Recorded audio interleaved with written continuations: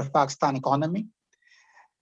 PIDE will be holding a series of webinars, and the first in this series was held around a few days ago, around a week ago, with Dr. Akbar Zaidi and Mr. Wasim Shahid in the session.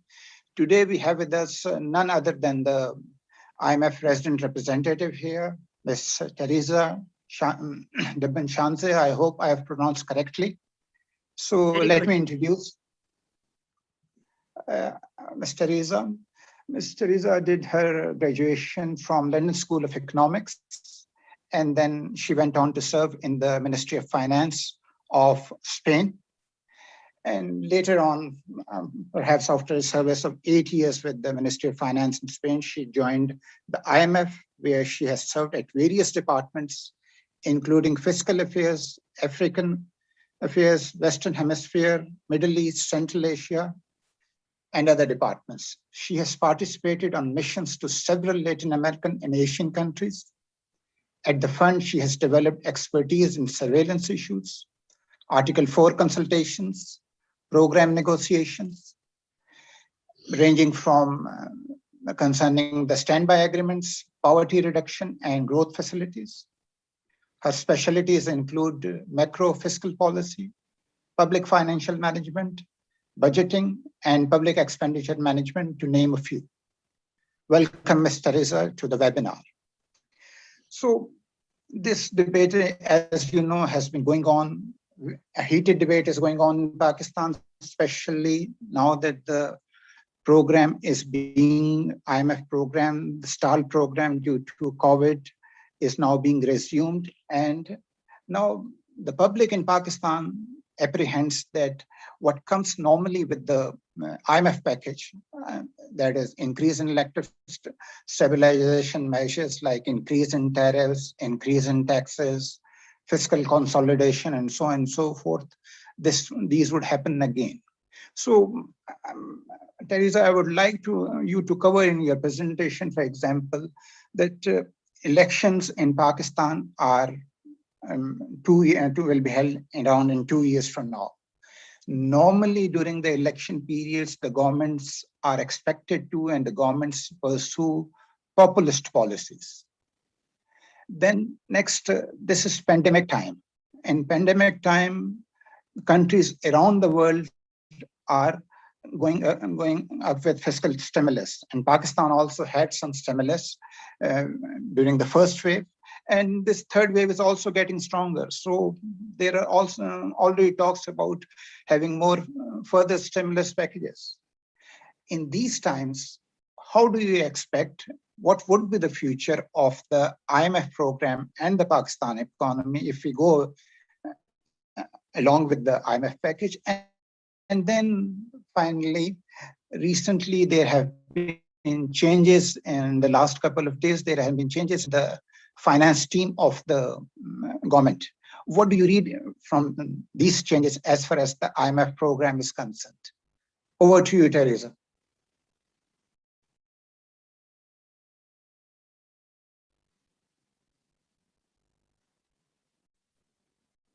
Madam, please unmute myself. yourself. Yeah. I just unmute myself. Everybody here? Yes. Everybody can hear me? Okay. Okay. So I'm very happy to be here with you. It's a great honor to be part of these seminars by PIDE. I think we have done that before. And this is a very good opportunity for us to explain what are we doing, how are we working with the Pakistani authorities, and a little bit also the mechanic of the program that is sometimes difficult to understand, especially from a broad picture perspective. I mean, you pose very important and interesting questions. I think that we could go through them. What I would like to do is that to make a presentation, especially to make sure that everybody is on the same page, and then we can go to Q&A and we can address the question that you posed at the beginning to motivate the discussion, if this is okay for everybody. I mean, I have booked my time for 2 hours. We can do shorter, we can do whatever, but I mean, I have plenty of time, so we are not supposed to be in a rush, and I am available to answer as many questions as necessary, okay? So if everybody can see the screen, then I'm going to go through my presentation, and I'm going to be maybe sometimes a little bit fast because this is public information. It's in the staff report that probably by now everybody has read, or at least to go through it. But what I'm going to present is this broad picture that sometimes is difficult to grasp, even when you read the report once and again, and it's part of the whole strategy that is we are working on. Okay, so I'm trying to go to the next page on my presentation. I cannot go. Yes, sorry, here. Okay, so the structure of the presentation is as follows. At the beginning, I'm going just to remind everybody what are the objectives of the program, IMF supportive program, because sometimes people forget about that goal that is on the top of everything, and it's important because this is a roadmap. This is what is guiding everything, and these are still valid. We will see them. Then I want to go quickly to what happened in the last, the last year, basically, and how the whole thing was managed, and what we are now, what is the current situation, and how we are evaluating it. Then I will describe the package that the authorities have put together, and to continue moving the program forward within these goals that are overarching, and then a little bit of next step for everybody to understand what to expect, okay, in our work program. Okay, so a very brief description about what are the goals, what are the objectives of the IMF supportive program. They is supported by a facility that, as everybody know by now, is the called Standing Fund Facility. Only for those people that are not familiar with IMF facilities, we have several of them. Standing Fund Facility is aimed at helping countries that need to conduct a stabilization in their economy, but also has a very important structural component, structural reforms. Why? Because in most of the cases, the lack of stability is coming from deficiencies in the structural the dimension of the economy, in the institutions, in the policy making. That's why the Standing Fund Facility has a very important structural component, apart from numbers, apart from targets, apart from numeric objective. Okay, this is very important. So what are the objectives? If everybody goes to the documents of the program design that was approved in July 2019, the goals are very clear there. First of all is to ensure fiscal sustainability, a strategy to fiscal sustainability for the medium term for Pakistan. That is mostly based on revenue side, on strengthening the revenue side. Why? Because Pakistan has a tax ratio of around 10% of GDP, that is one of the lowest in the world. And it's very difficult to run a country of 220 million people with such a low tax ratio. So there is a need to strengthen that tax ratio. And that is the program aimed at doing that by removing exemption, removing privilege. And then on the top of that, on the expenditure side, enhancing expenditure, but on good spending, social and productive spending, a lot of coordination with provinces, we can talk about that, and definitely elimination of the quasi-fiscal, circular debt, and the SOE losses. This is a strategy of the fiscal, very comprehensive, and to ensure sustainability and avoid this boom and bust that Pakistan has been experiencing in the last, I would say, decades. The second is establish a market determining flexible exchange rate, as many other emerging markets. Pakistan is just catching up with other emerging markets are doing, other peers, an independent central bank that has a primary focus, not the only one, but a primary focus on price stability. We can go through that later. The third is strengthening the social safety net. What that means, the whole process of the program implementation and the stability may have an impact on the most vulnerable. We know that by experience. So the program includes important actions on to strengthen the social safety net. This is about BIS, ensuring the BIS and the SAS program have a comfortable budget envelope, and the resources are there. We can has been happening so far. And the 4, strengthening institution, is the policy making, the rules that the different entities follow to do policies. And these include PFM, public financial management, central bank autonomy, tax policy, tax administration, on the energy sector, SOE, anti-corruption, FATF, everything. A very broad and deep agenda. Okay, so this is the definition of the program, the design at the beginning. These continue to be valid. These are the issues and the challenges that Pakistan has. And then we are now in a different situation because COVID is unfolding around us. But these problems, these challenges, I would say, continue to be part of the agenda to be addressed during the program time. So now let's go a little bit to take a start of what happened in the last few months, almost a year, because COVID already has been with us for 1 year, unfortunately, you know. So and the interesting thing in the case of Pakistan is that before COVID, Pakistan was embarked in the implementation of the program with the support of the IMF. As you probably know, was approved in July 2019. We have the first review in December 19, and then the work was in motion to complete the second review that was supposed to happen at some point in April last year, 2020, and then suddenly COVID emerged. COVID is a shock. It's a shock, very uncertain. Now we know more about it because after 1 year we have learned about this virus and everything, but at the beginning it was very unknown with a lot of uncertainty. So before the COVID, the economy was doing well in terms of the stabilization. There was an objective to grow at 2.4, what compared to the potential of Pakistan is low, but that the country was go back to positive growth rate was very good news. The inflation also was projected to be in the SPP target zone of 5-7%. Current account deficit was also improving. The primary balance was also getting better. Reserves at the State Bank of Pakistan were increasing in a very good way organically, we will say. Revenues also, there was an increase in revenue collections because there was a lot of reforms implementing, and the public debt at 80% of GDP, including guarantees, was in a good position to continue improving over the medium term.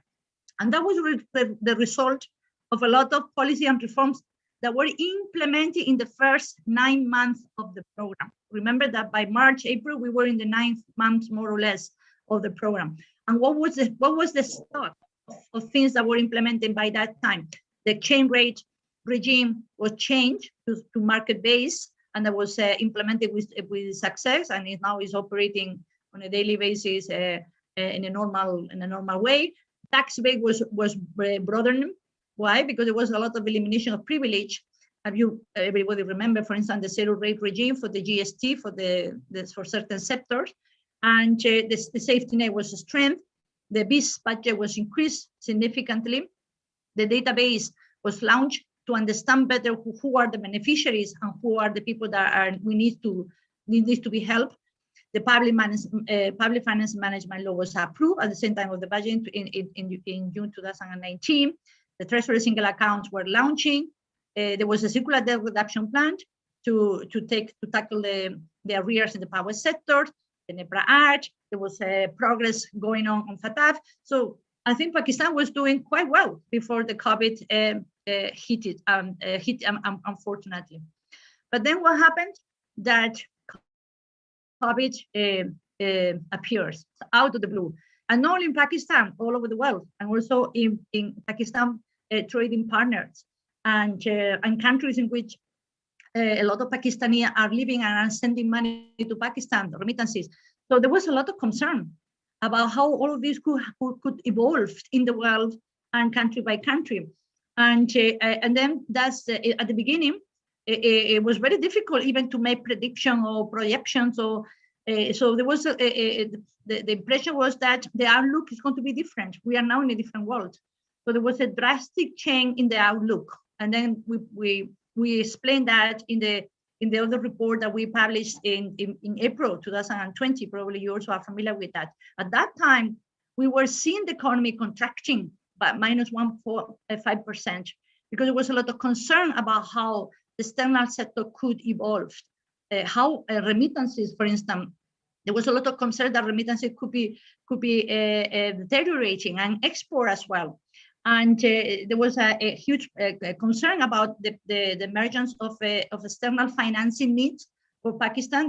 We estimated at 2 billion at that time, 2 billion extra on the top of whatever was already identified under the program. Obviously, a concern that the primary deficit could deteriorate significantly. Remember that the primary deficit is the objective under the program. We can go to discuss that later, around 2.5% of GDP. And it was before, in the previous slide, I pointed out that we were projecting minus 0.8. And also the public debt, there was a projection for that to increase substantially. And the priority, the policy priority of the government also had to change quickly. That happened actually very fast. The idea was the government has to focus on saving lives and supporting household and business as much as possible. And the government implemented containment measures, the lockdowns, in a kind of way that was customized to Pakistan in coordination with the WHO and other international institution expert on health issues. That was an impact on the economy, unfortunately. Higher expenditure were needed for health, ventilator, hospital, etc. And there was a need to securing large extra funding, extra on the top of whatever was under the IMF supporting program, and on the top of what was already identified by Pakistan partners. The government, I'm going to go very quickly here because everybody knows it, but because the program through the first 9 months, it was helpful to open some fiscal and monetary space. So the government used that space as much as possible. And what that means, well, there was action on the fiscal, eliminating, on the revenue side, eliminating import duties, to provide income to the daily wages and the SASH, the cash transfer, the emergency SASH program, as you remember, action to accelerate the tax refunds to the business community to make sure that they were not facing liquidity problems. And also there was other items in the utility stored, there was some relief on the fuel prices, etc. And the construction package, that the motivation was to provide opportunity for construction companies to accelerate projects and generate jobs for the most vulnerable. On the monetary side as well, there was the State Bank of Pakistan also used its firepower with a reduction in the policy rate in 625 basis points. And then there was new refinancing facility that were launching for Hospital American Center and also for the investment manufacturing, and also another one for those companies that could maintain the labor force, so to avoid layoffs. And also there was some relaxation in the rules that banks could apply to their customers in terms of, for instance, deferring the payment of principal for temporary, to provide breathing space to the private sector, and without being penalized. No? So in coordination with the SBP, State Bank of Pakistan, this relaxation was done in line with the measure that other countries also adopted at that time. So with this measure, and on the top of that, what was happening very quickly as well, I'm now summarizing several months of very complicated and coordinated efforts, to support Pakistan. There was the government managed to secure extra funding. When I say extra funding, this is on the top of what was already in the pipeline, and then it was multilateral and bilateral. Multilateral, the IMF provides the rapid financial instrument, 1.4 billion, as you probably remember, in April, on the top of the EFF. Then the World Bank also mobilized resources, and the Asian Development Bank also at the different facility. You have here the detail. And also the AIAB disbursed also 400 million in June. So there was a very important response to help Pakistan. And on the other hand, in addition, Pakistan managed to take advantage of the DSSI, DSSI 1 and DSSI 2. DSSI is the Desk Service Suspension Initiative, launched by the G20 group of countries, in which the G20 has agreed to provide a suspension of the debt service to some countries, among them Pakistan. There was the first debt suspension in which Pakistan found breathing space for $2 billion, and then the second one, $800 million. Now there is a third one, probably you have seen that in the newspaper, the SSI 3, that is happening, which Pakistan will manage to get a little bit of more breathing space as regards financial needs. So after this situation, so that happened, I'm talking about, this was March, April, the whole summer, and now we were taking stock, what is the situation and how to move forward, no? And the current situation, I mean, is evolving as we speak. I'm describing whatever was presented to our board of directors, but as we know, things are changing in the economy, things are changing as we speak. But in principle, the COVID after the summer and in the fall there was a first wave that was complicated. The second wave peaked in December, and now the third wave is emerging. We have to monitor, but still, Pakistan has it looks like has a lower prevalence than other countries, and is managing the situation in a way that is very favorable. But we had to continue monitoring. This is something that could change anytime. We know that growth and inflation.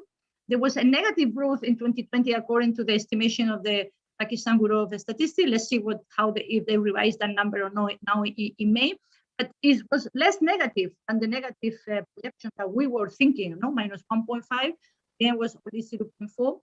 Still is negative, so bad news. But the economy started to rebound during the summit, and now we are projecting that we'll go to positive growth of 1.5, with possibility of being revised even further as we speak, because things are also improving. The current account balance has shown a lot of resilience, very interesting.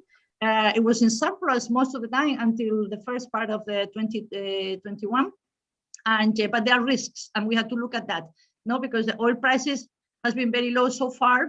There have been some import compression because the domestic demand is subdued, and the remittances has been very strong. But these are things that we need to check, that part of the matrix of risks, I would say. But the issue is that at the end, reserves in the State Bank of Pakistan has increased substantially. And this is very important because this is a strong buffer for Pakistan to handle the shocks, this shock and future shocks.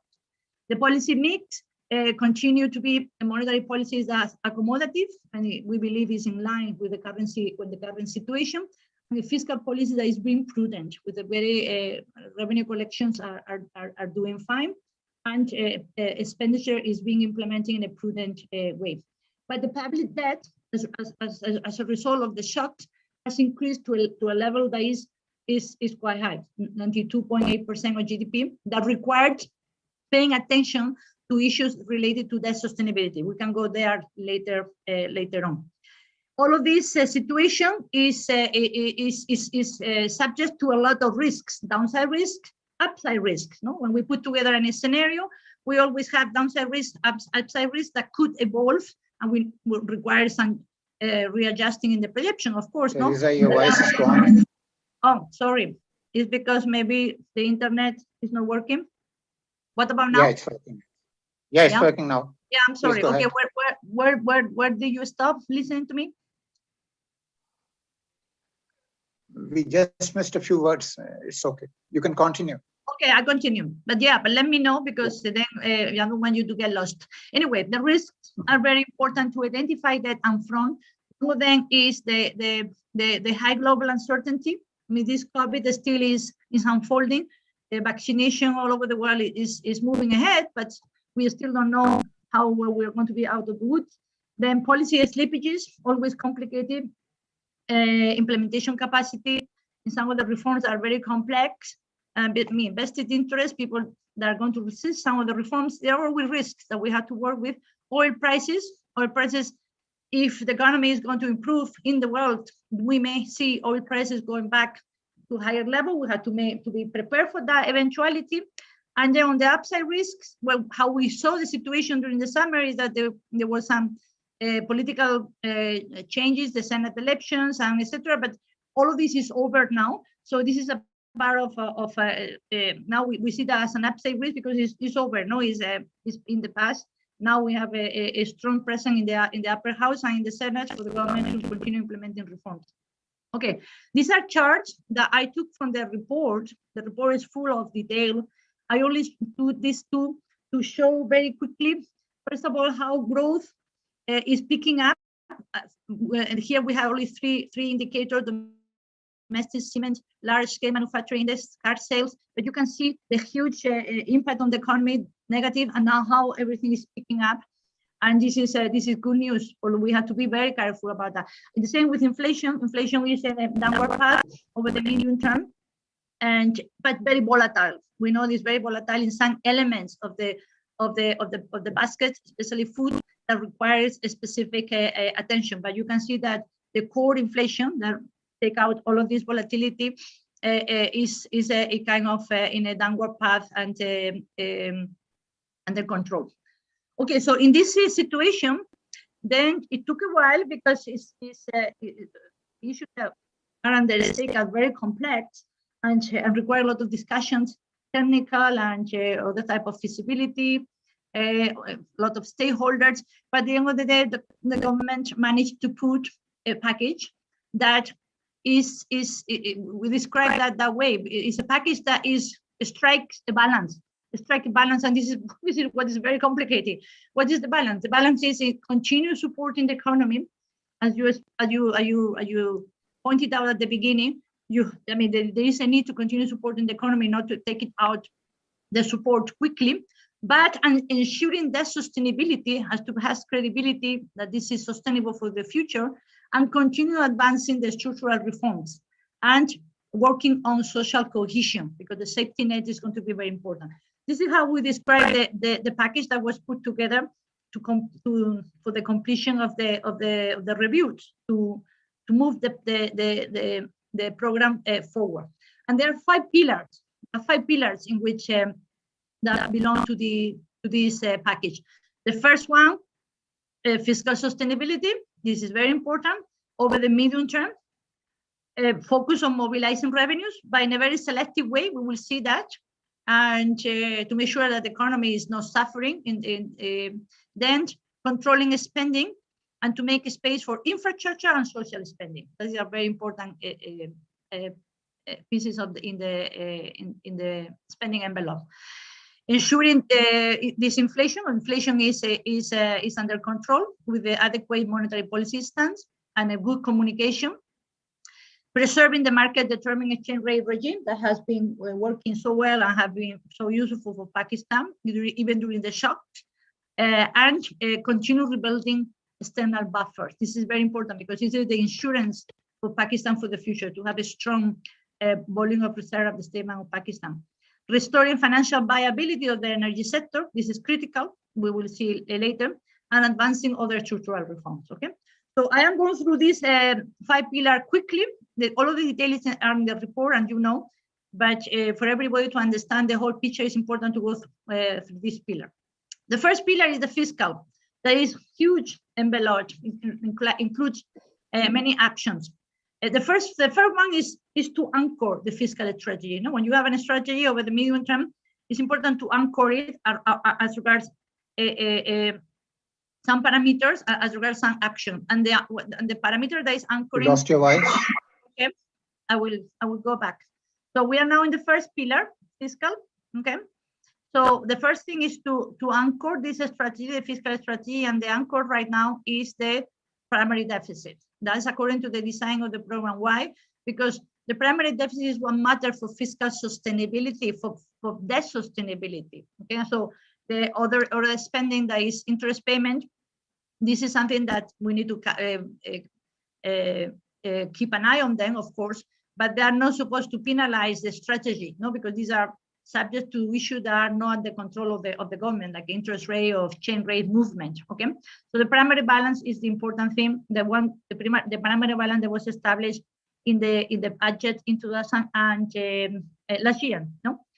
But this strategy is going to have adjuster, and this is very important to understand. No, so the idea is to establish a strategy of sustainability, but adjuster in the case of there is need for social spending because of the third wave or any other things, or because there is COVID-related spending that is needed. Okay, so this is what is called the adjuster. So if the government needs to increase spending in these two categories, the government is not going to be penalized. The government is going to communicate. The government is not going to have any problem with the fiscal strategy because it's a fiscal strategy that is flexible enough to accommodate these two spending that are very important. No, and this is very interesting to communicate that way. This discipline. The goal is discipline, but it's a discipline that is subject to having the COVID and the social spending and they're properly served. And this is very important to understand. Obviously, there will be on the revenue side, effort needs to continue improving revenue collections, also policy on the policy front. And then one of the areas in which the focus was established was on the corporate income tax. Why? Because the corporate income tax in Pakistan had a lot of loopholes, exemptions, and privilege that are not in line with best international practices and are favoring big corporations, and then is about time that they pay their fair share. And then so the focus was on the corporate income tax and to leave the GST and personal income tax for later. That was the idea. That was the recalibration in the program. So corporate income tax and GST that was left for that's going to be left for this next fiscal year, as we see the economy improving. No? Then there was a lot of reprioritization of spending. I mean, the COVID support will be unwound gradually, depending on what happens with COVID, of course. But what is also important is rationalization of subsidies to make them more targeted, especially on power subsidy. We can talk about that. And to make sure that those really needs are the ones that are benefiting from that subsidy. And then a lot of reforms I already mentioned, then tax administration, PFM reform, the sustainability, meaning also good debt management, working on lengthening the maturity of the debt profile in Pakistan, that's very important, and many other areas related to transparency and etc. Okay, this is a very interesting chart that show the, I mean, it's from the report, you can go there, so how the debt, public debt has been deteriorating in Pakistan as the primary balance also deteriorating, no? And now the goal of improving the primary balance will make sure that public debt is sustainable. This is very important chart.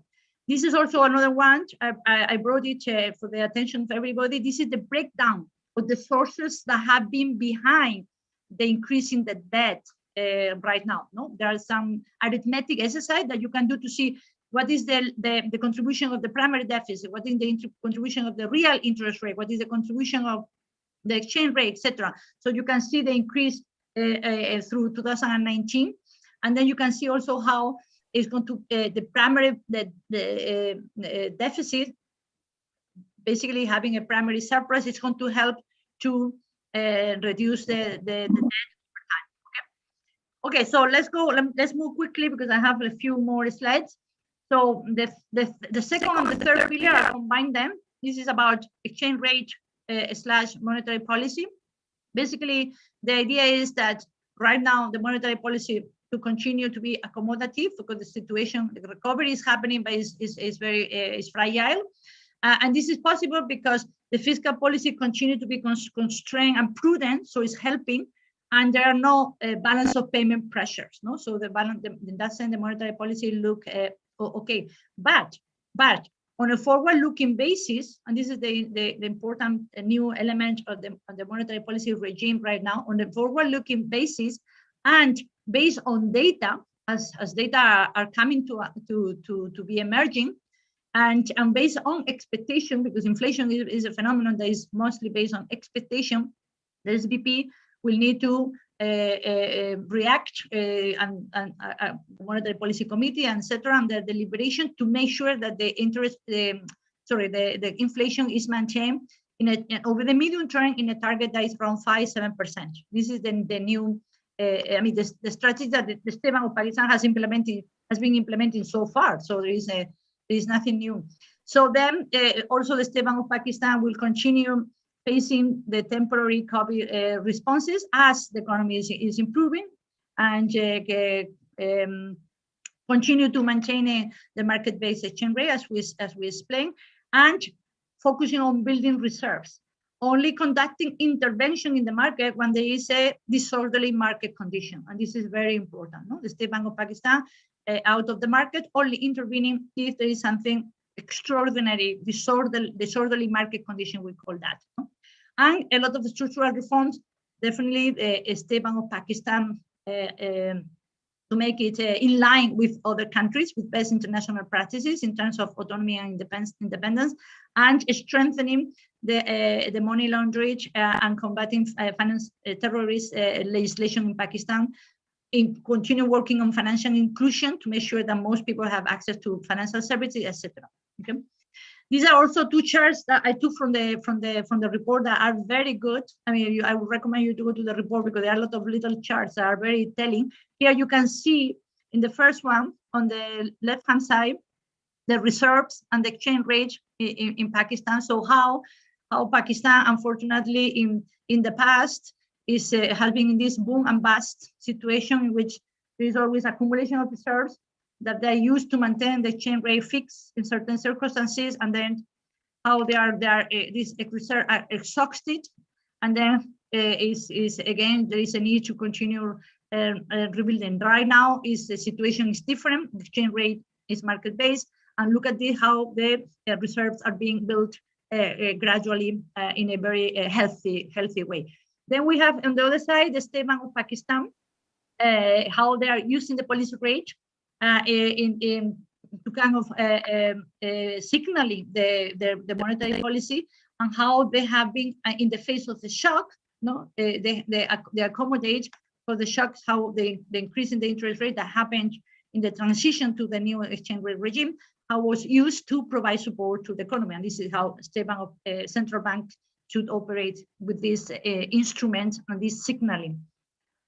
Okay, so let's go to the Pillar 4. The Pillar 4 is about the power sector, a very complex issue, very sensitive, and the situation, I think, is we try to gather all of the information available on the sector in the report, because the power sector is unfortunately in Pakistan is macro critical. No, I mean, I always explain to people that in other countries, I have been working in many countries in the world, and then we don't work on power sector issues because power sector is not macroeconomic in general, but in Pakistan, unfortunately, has become macro critical.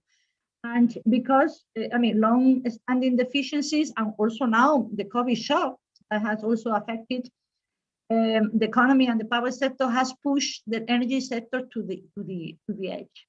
It's very worrisome.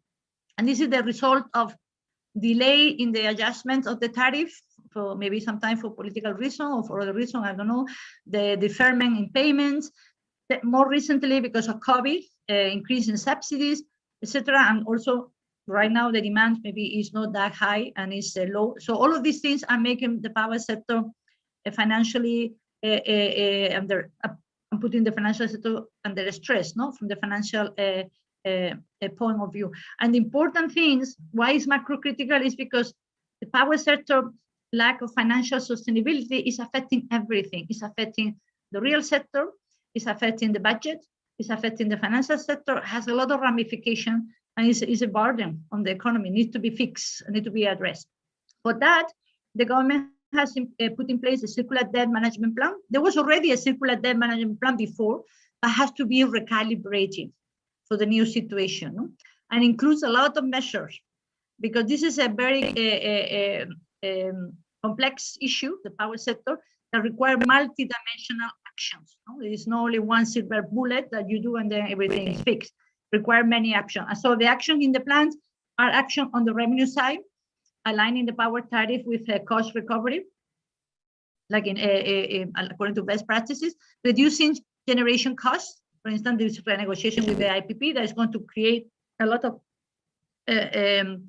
reduction in tariff over the medium term.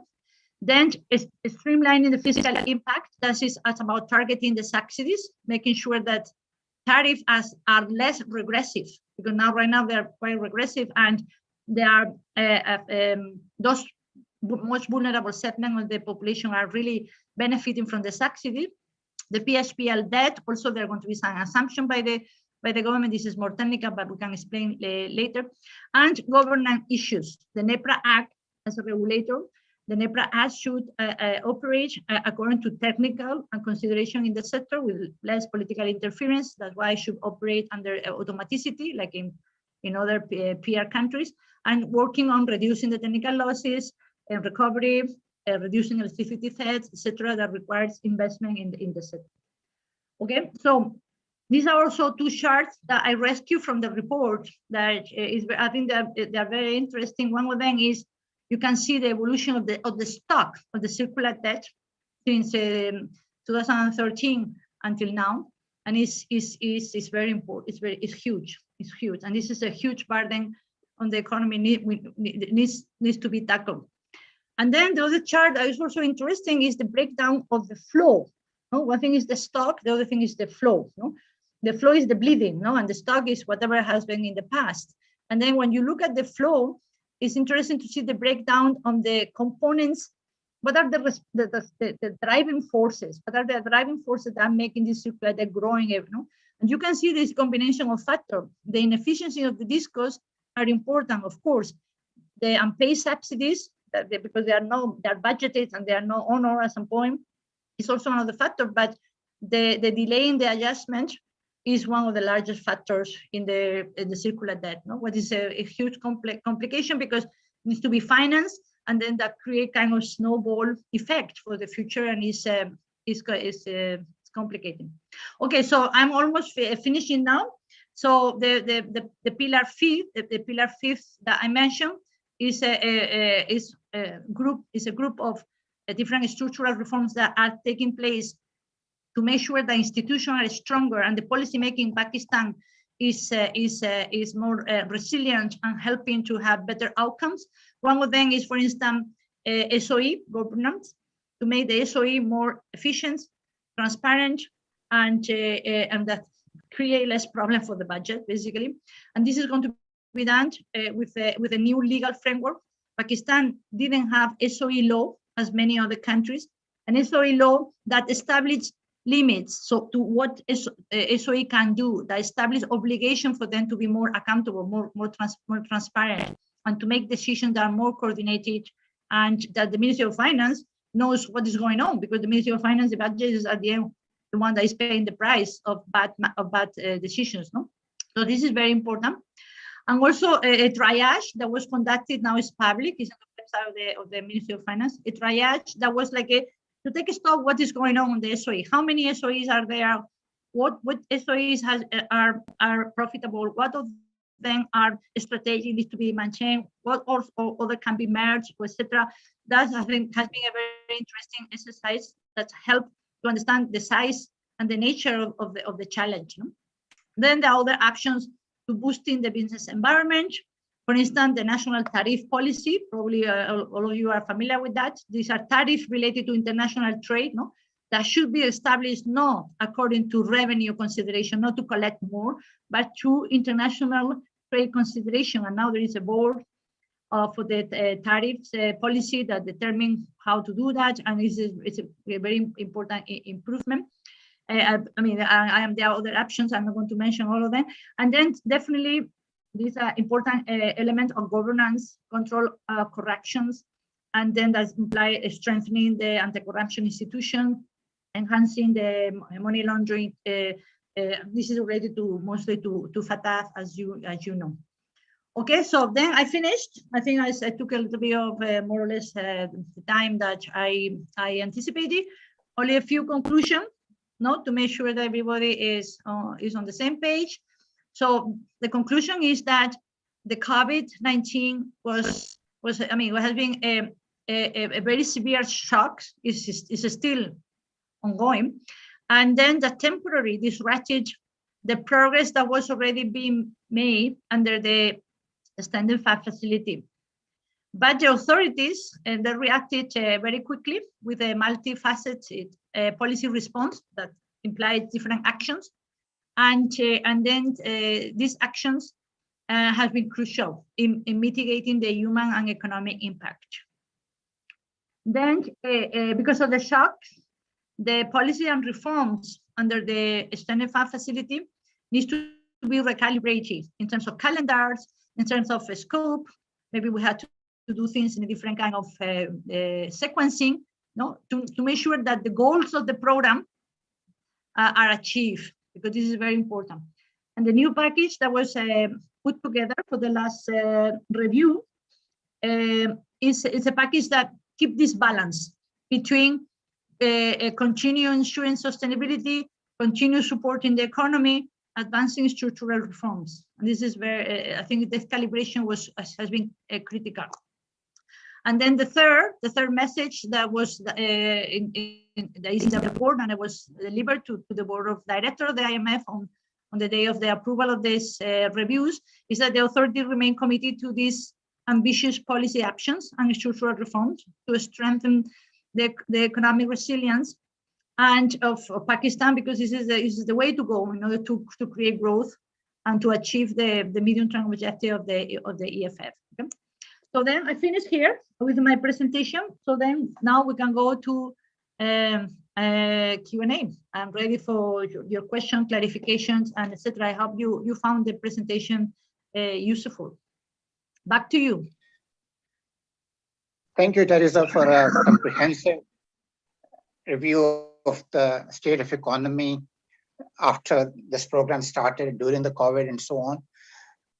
So now coming to questions, those folks who would have joined late, my apologies again that Dr. Nadeem couldn't join. He had to go for an unscheduled meeting, but a very important one. Yeah, so no problem. That's why I'm moderating. Thank you.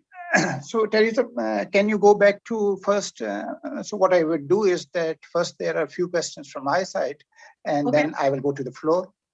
So can you take my first question? That is it the right time for this program, given that elections are due in 2 years from now?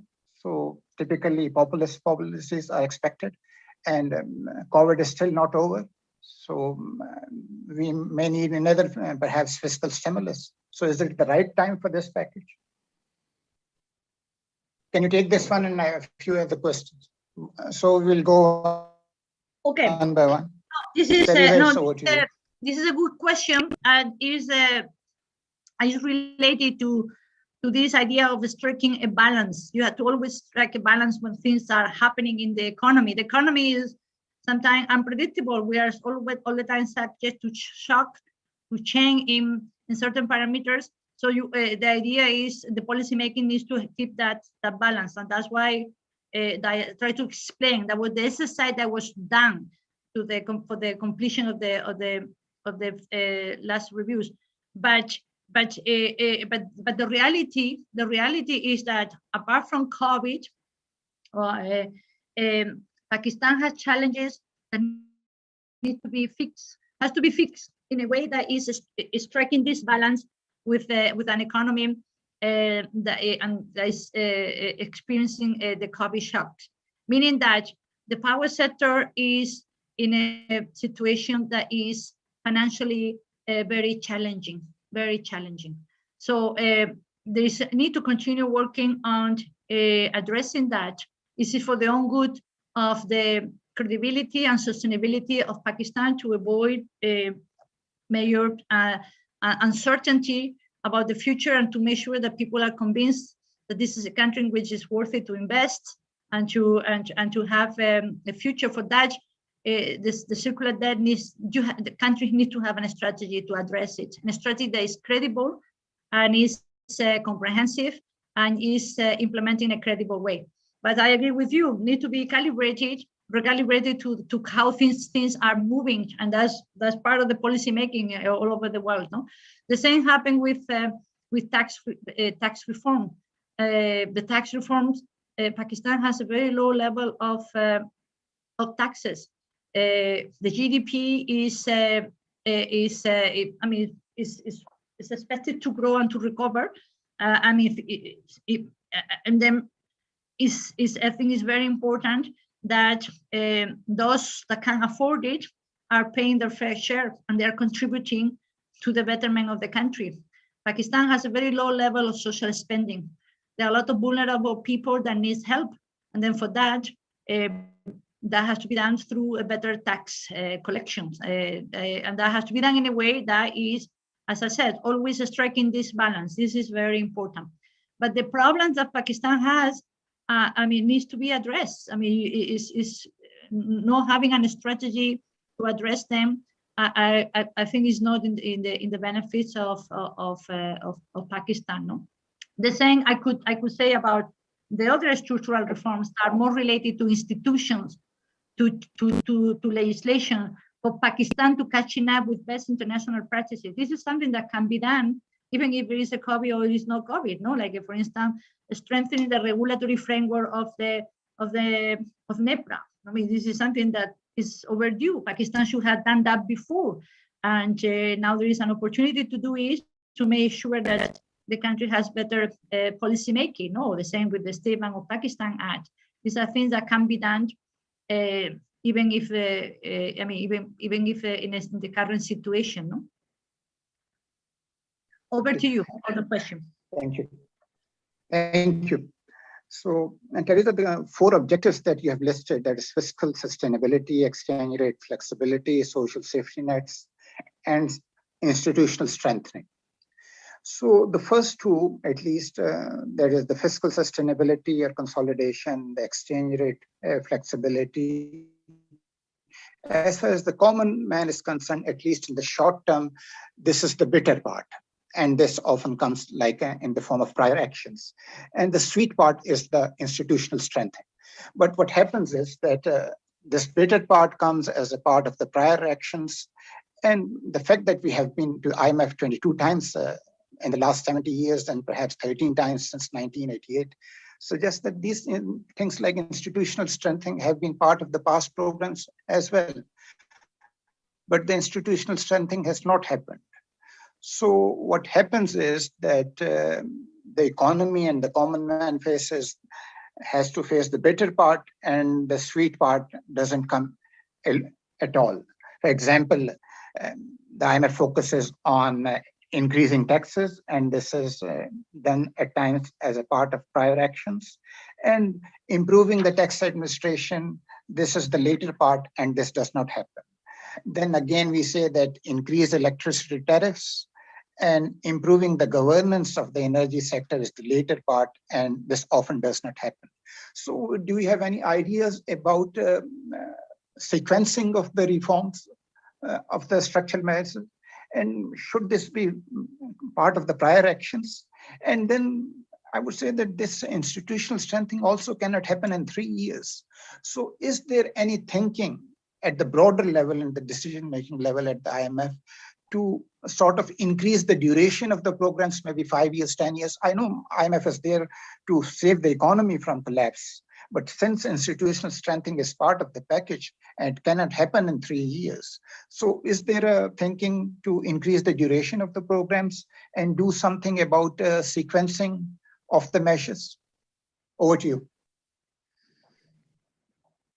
Yeah, no, very good question. And then I will frame the question in the case of COVID. COVID is a major shock, as I explained. It's challenging everything, not only in Pakistan, all over the world, and this is challenging also the thinking process and how we're seeing the economy and working, and everything is under consideration. So that's, I think, as a background, not only in Pakistan, all over the world, no, and the IMF and other institutions, World Bank as well, or the IFIs, they have deployed a massive volume of support to countries, no, in general, no, and there is no question about that, no. This is one thing that is happening, and it will happen. No, I don't know that, for instance, you know that the IMF had just approved a SDR allocation. That also Pakistan will benefit from that, and other countries in the world. So there is a lot of thinking about what else we could do to support countries, and then let's go to the extra mile. No, this is in the background.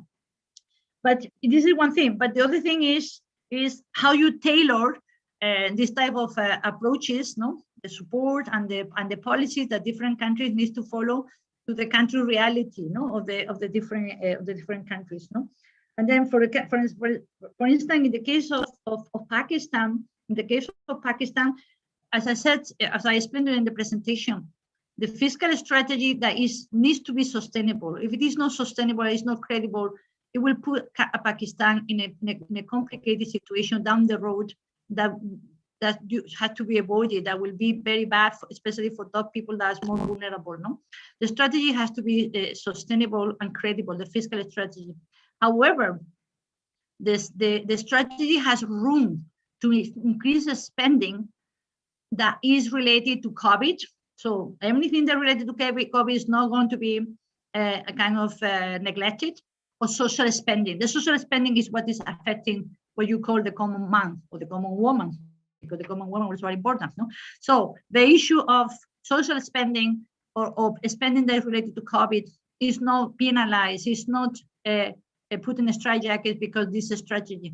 However, the sustainability, the idea that everything is framed in a medium-term strategy that is credible and is sustainable and is helping Pakistan to navigate the shock. This idea is very important. But there are instruments to make sure that this fiscal impulse that you were mentioning is targeted. It's a fiscal impulse for certain people, the most vulnerable, social spending, for instance, a SAS program. No, there is a need to improve the SAS program because more people need to be reached out, or the budget needs to be higher. That could be done, or for instance on COVID. So in that sense, there is no conflict. There are elements to have this balance.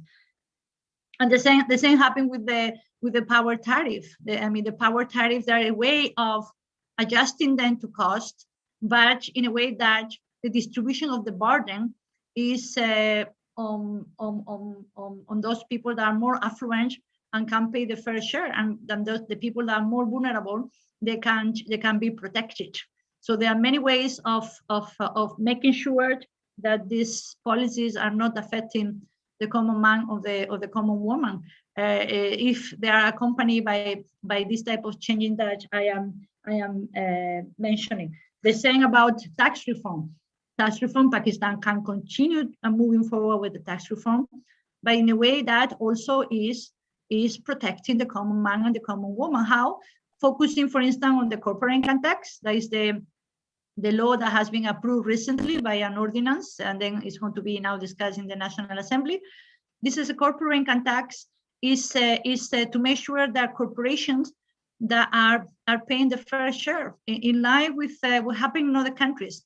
The collection of direct taxes and the collection of corporate income tax in Pakistan is very low compared to peers and compared to the GDP.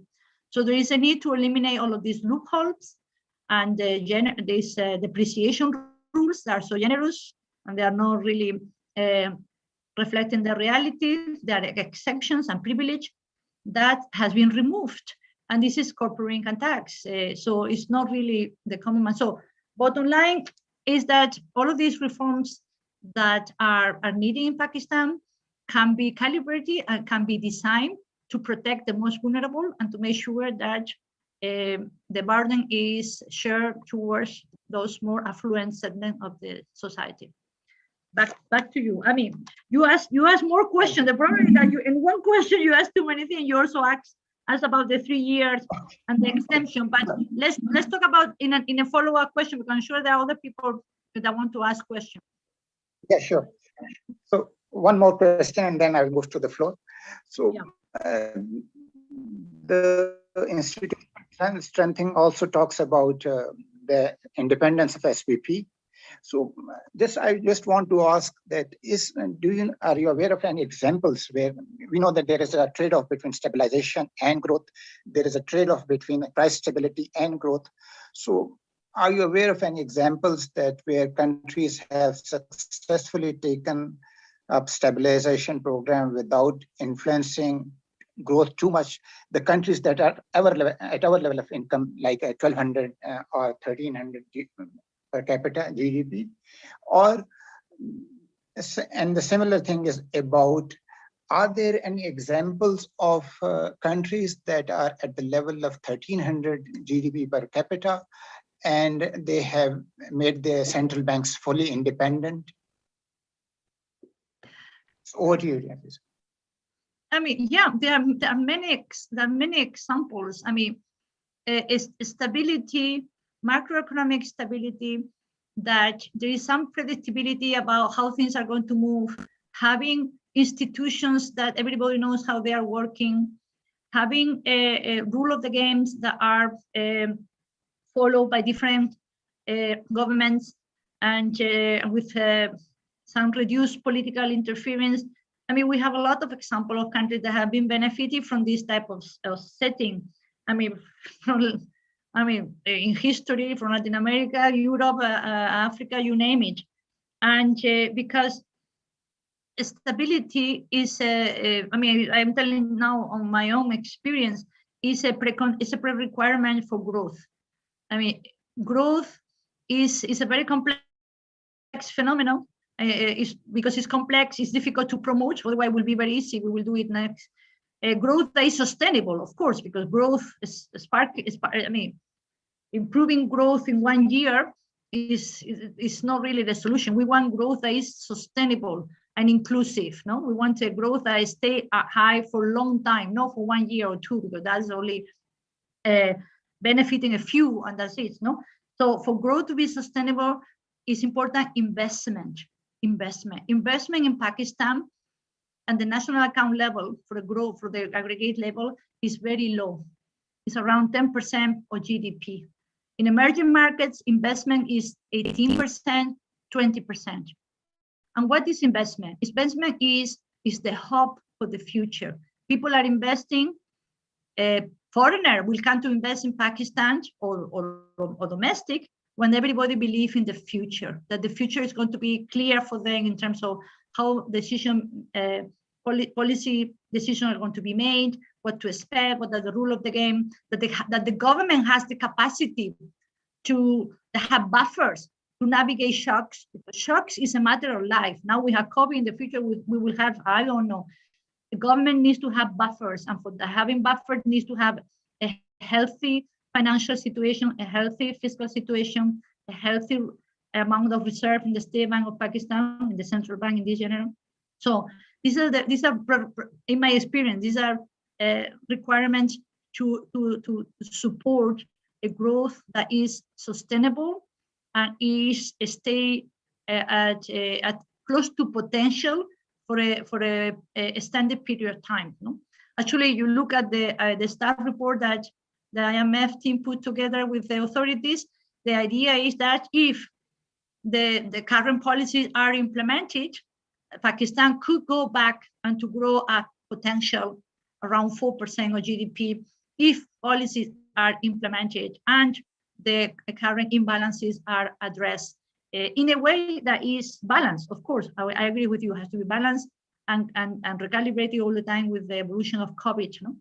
So, but this is I think that this is the response. And then for that, you need strong institutions, a strong State Bank of Pakistan, a strong NEPRA, a strong regulatory framework that helps to give clarity about how things are going to be done.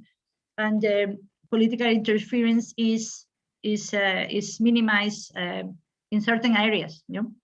According to best international practices, this is what most countries in the world are doing, and Pakistan is just catching up. Okay. Okay. So there is just a small query. The year is closing. I cannot hear you now.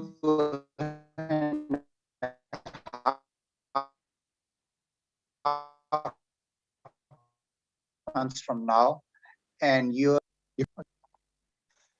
what I'm saying is that the year is closed. The year is closing in 2.5 months from now. Okay. And your growth estimates are a growth rate of 1.5%, while the national estimates are a bit different. Something like 3% is coming from SPP. So why this divergence? Yeah, no, good question. I mean, the divergence in sometimes in growth estimation is because of it's a timing issue. Remember that our current estimations for this exercise or this review, we put them together based on information that was a couple of months discussion, etc. By March, given the information available at that time, our projection is 1.5. No, when we put together everything with the authorities, because this is not something that we do alone. No, and but now we have a next review coming. Okay, so how IMF programs works is that now, I mean, they are subject to reviews, and the macro framework is something that you have to review constantly, because the economy is something alive. It's changing all the time. We are getting new information all the time as we speak. The upside risk and the downside risks that I mentioned are going to be materializing. Some of them are going to be negative, some of them are going to be positive. So some of the upside risks, maybe they are materializing. So maybe for the next review, we will revisit growth. I cannot tell you, I mean, because this is an exercise that will need to go together with the team, the Pakistan team and the IMF team. We will go together for the next review, and we will produce a new macro framework. And my personal hunch is that because the economy is doing well, probably it will be more closer to the one that has been announced by the authorities or something like that. But everything is contingent on how COVID evolves. You know that, you know. So then let's see how COVID evolves, and we will be calibrating the whole thing and producing a new macro framework for the next review. And we will be doing another webinar to discuss that. No? Thank you. So let's move to the floor. The first question that I have is from Shah. I can read here is Shah's Access. Shah's, please go ahead. This is Shahbaz Rana from the Express Tribune. Okay. Sorry, this was my nickname on my phone, so you got this confusion. Good afternoon. Good afternoon, Ms. Teresa. I have a couple of questions. Are you Shahbaz Rana? Yes. Hello, how are you? I'm fine. Thank you very much. Yeah, he is. Nice to have you. Okay. Yeah, I have a couple of questions. First, a lot has been changed in past less than 1 month. We have 3 finance ministers, and the third one has taken office today. And he has publicly denounced the IMF program, and he wants to renegotiate. Now, my question is, you have only about 15 months left in this program, or maybe 1.5 years. This program is going to end in September 2022. Pakistan has asked the IMF to relax the timelines, and this has been conveyed by our last finance minister, Hamad Azhar, to your managing director, that we are committed to reforms, but we will do it at our own pace. My question is, do you have a new timeline for Pakistan, given the fact that our program will end in September 2022, or you can further extend this program, number one? And more importantly, it seems there is some kind of disconnect between Pakistan's ground realities and the planners of the program.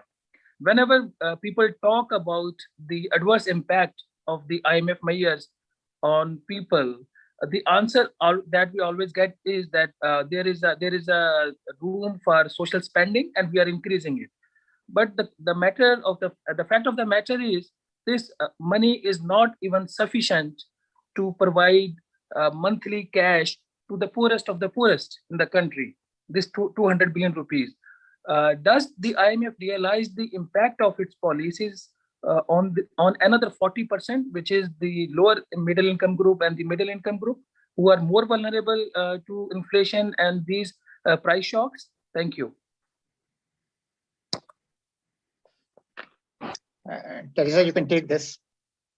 Yeah, no, I can take this. Oh, okay, no, the first question, I mean, is about the change in the Ministry of Finance leadership or government or whatever. I mean, this is that time that happens. So we are ready to work with whoever is in charge of the Ministry of Finance. Now we have a new Ministry of Finance. We are going to, I mean, we are going to be working with him as the same, no? As we were working with Mr. Hamad or with Mr. Shaikh. So this is not really something that is affecting our work or affecting the approach or something like that, you know?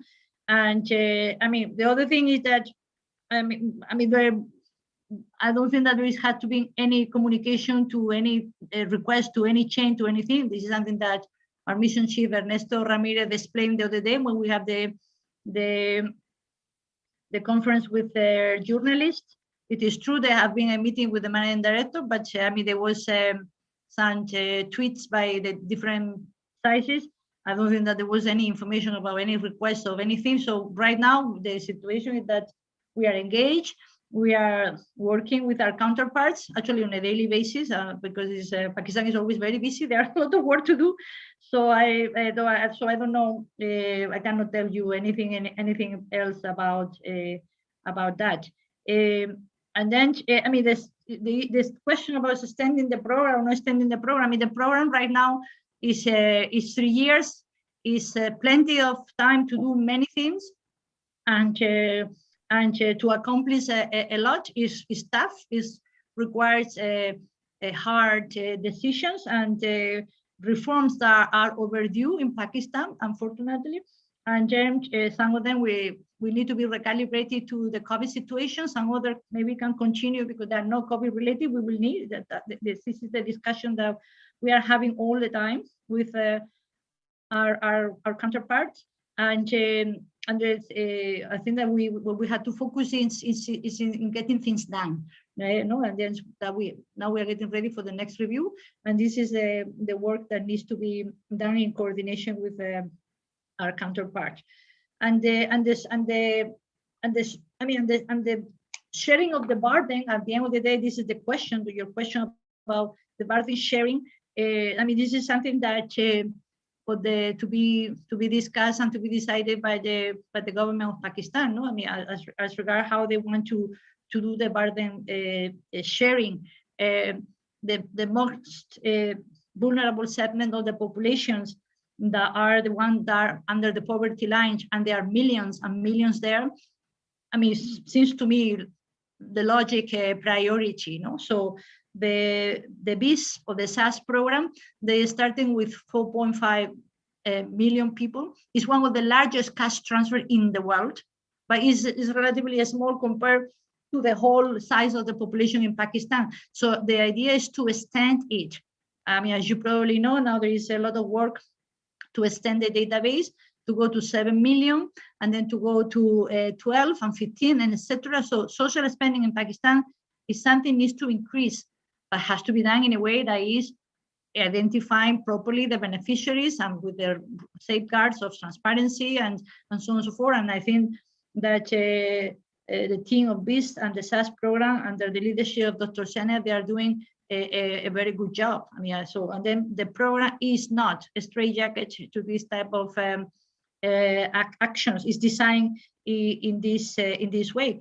And the same for other subsidies, power subsidies, or other things. The burden sharing needs to be maybe revisited and to protect the people that are the most vulnerable. And this is our advice, and this is, I think, the objective of the government of Pakistan. Okay, over to you. Okay, thank you, Mahmoud Khalid. Mahmoud Khalid, you have a question? Thank you very much for a very nice session, Madam Teresa, and Dr. Idris Khaja. Very quick and small questions. First one, what's your opinion about the flexibility which the governments have when they come into an engagement with an IMF program?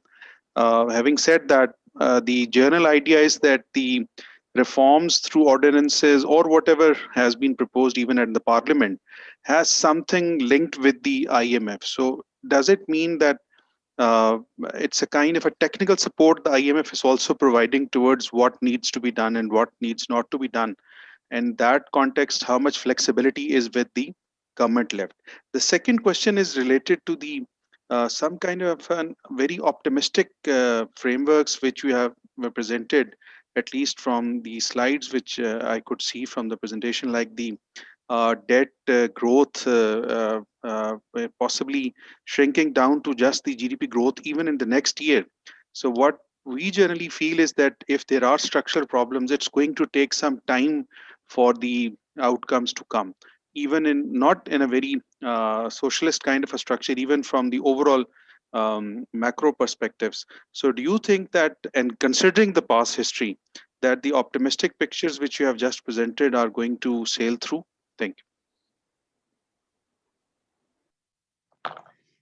Okay, so I answered this and we go to the next one. No, I think that your first question, I'm not sure I understood very well what you mean by the flexibility. I mean, I'm not sure this is, could you clarify about that? What do you mean the flexibility? Hello?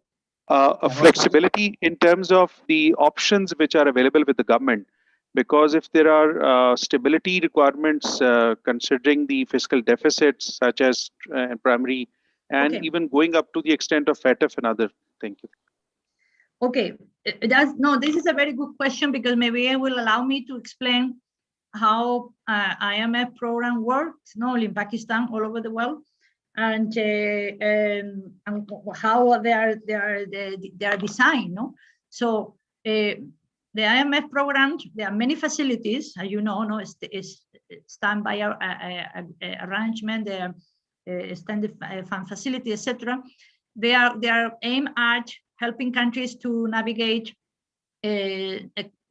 complicated macroeconomic situations, and depending on what is the cause of the problem, they may have some kind of extra measure that needs to be done according to our advice. No, so for instance, in the case of Pakistan, the modality is a standing fund facility because it has a very important structural component.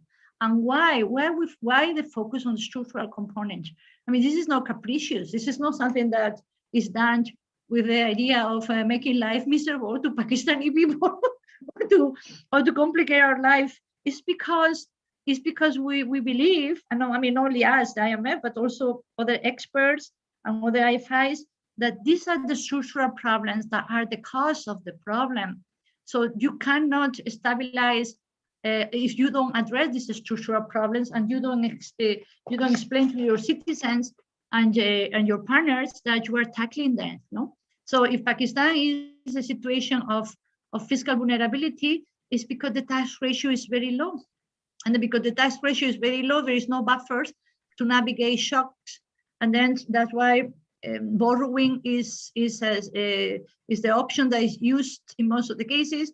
In the past, it was borrowing from the central bank that create a lot of additional, extra problem, no, inflation and etc. So the tax to strengthen this situation for the future, Pakistan has to have a tax ratio that is in line with the potential and what other countries are doing. So no, that has to be part of the equation. So in that sense, this is the option. How this is done, how this is tailored to Pakistan in a concrete moment of time, this is not to be customized, but that tax mobilization should be part of the Pakistani strategy. I think that there is very little room to discuss about that. I think no, I mean, we can discuss the modality, the sequencing, but that the goal should be there, I think is clear. The same happened with the power sector. I mean, the power sector is financial trouble It's a huge burden on the economy. It's a burden on everybody at the end, and needs to be tackled. So, I mean, unfortunately, it has to be part of the strategy. We cannot forget about it and to say, okay, let's fix the rest of the problem and live with the power sector without fixing it is not possible. It's macro critical. That's why it's part of the strategy. No? As I explained before, in many other countries in which we also have an IMF program, on which only engage with them on surveillance and advising them. We don't talk about power sector. For me, it's the first time I have been in a country engaged so much on power sector and learning so much, because it's very interesting. It's because it has become macro critical. So you cannot forget about it. It has to be part of the equation. No? I mean, I can continue with the example. The other example are institutions. No, you need a strong central bank. You need a strong State Bank of Pakistan with a strong central banking practices in line with best international practices, like other your peers are doing, in order to make sure that it is strong to protect the country with buffers in the case of disorderly market condition. That's why State Bank of Pakistan has to have a good volume of reserves and have to get good rule of the games to operate monetary policy and exchange rate, and that's what they are doing right now. No, so I can continue with the example. So the options in that sense are clear, because the problems to be addressed are at the origin of the lack of stability. Okay, so this is the first question. And the second question, yeah, you are talking about the optimistic approach. Yeah, I mean, I don't think it's optimistic. It's based on policies. You know, I mean, projections. Sometimes people forget that projections are not only sometimes something that we do to try to kind of guess what is going to happen, or guess the future. No, the projections are based on the strategy and the implementation of policies. So if the policies are implemented as envisaged in the documents that were approved under the reviews, we believe strongly that it's possible for Pakistan to grow back to potential. If these policies are not implemented and it's a downside risk, then we believe that there could be a trouble there. No, so this is how projections are built in our reviews. Okay, back to you. Okay, Irfan Ali. Thank you very much. Can you hear me now? Can you hear me? Yes. Yeah. Yes. Okay.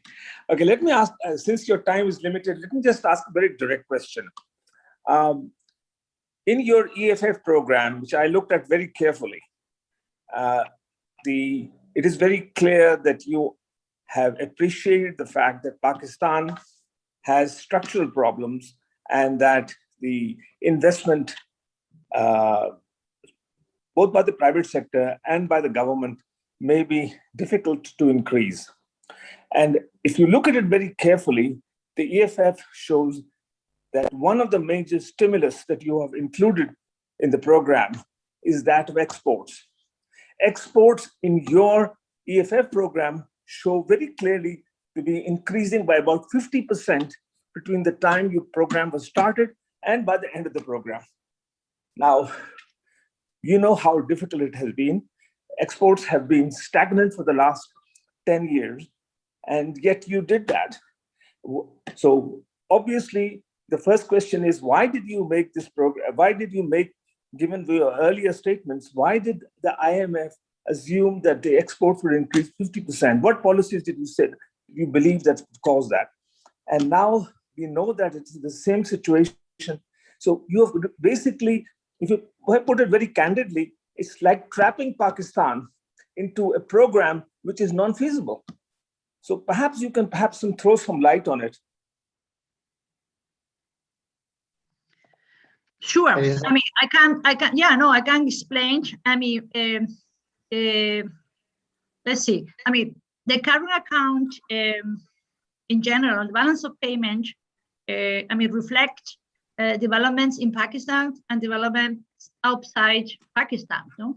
So when the IMF teams put everything together for the world, probably you know that we put together the World Economic Outlook, and so we also have constraints there in our projection, and we see at some point certain variables in certain countries evolving in a way that is maybe not understood for a purely local perspective, because we also had to make everything consistent with what other partners are doing, the partners of Pakistan, no? And so this is one thing, no? So and this is in the projection of remittances, projections of export and imports are coming from domestic factors and external factors that we had to reconcile all over the world. Now, when we put together all of the export and the import in the world, had to make sure that Pakistan is exporting what we believe your clients are telling us that they're going to import from you. You know, this is a side that is very complicated sometimes. But it is also true that in some cases, for instance, in the case of the current account deficit right now, in this document that were approved in March, it was done with partial information, the information that we have available until, I don't know, which month. Now we are going to have more information as we speak for the next review. Stay tuned. We may revisit this projection. The current account deficits, export, import, remittances are very, as I said, are very difficult sometimes to project because of all of these considerations. This is one thing. The other thing is that if the policies are implemented under the programs, and Pakistan is managed to strengthen institutions and improve the business climate and credibility and more predictability in the policy making, investment could increase. And investment increase, you will have more export, you will have more GDP in general, you will have more jobs. Investment is the key. And then for investment, you need predictability, good policies. And then we believe that this is going to happen because the policies are going to be implemented. No? And then to finalize, because we are living is that I think that's the gentleman is starting saying like your EFF is not our EFS, is the Pakistan EFF. Okay, this is the program of the government of Pakistan, the authorities of Pakistan. We are just supporting it. Yeah? So it's not our EFF. So only a clarification that the ownership of this program is on the Pakistani side. We are just supporting, helping, and providing advice and support. Okay, back to you.